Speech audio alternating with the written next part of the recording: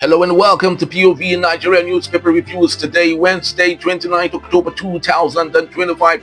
Let's start with the Daily Trust newspaper. Big story, Sanusi to federal government, borrowing after subsidy removal. Wrong.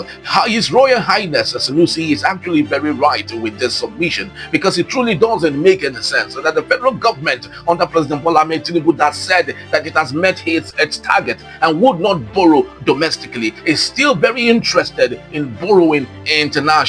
And the bad part in all of this is Nigerians in 2 or 3 years after 2023, that is after his inauguration, are yet to see the dividends of all of the borrowings.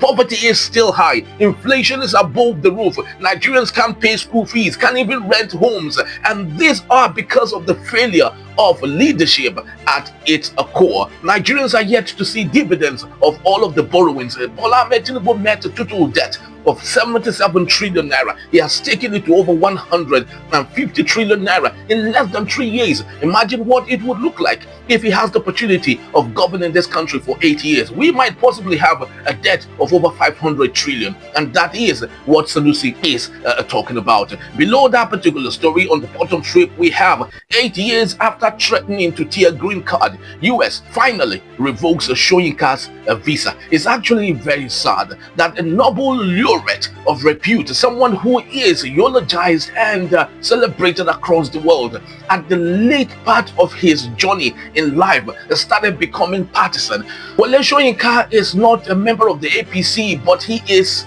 a pseudo member of the APC. He is not a card-carrying member, but everything around him shows that he is a member of the APC. This was a man who before now spoke the truth. This was the man who before now stood for the people. This was the man who was fearless at taking his aim at leaders that were not doing well. But today, lots of people are beginning to celebrate him. The National Theatre has been renamed to his name. This is something he wasn't very excited before, but today that is what we have, sadly. Well, the US revoking his visa is because he is threatening to tear his green card, which the United States is not actually happy about. We have other matters here, that the Senate to screen service chiefs today. Well, it's a family matter. It will just pass like it never happened. Port Harcourt refinery shut down. How Nigeria lost 366.2 billion in months, and that's simply because we have leadership deficit at the core of our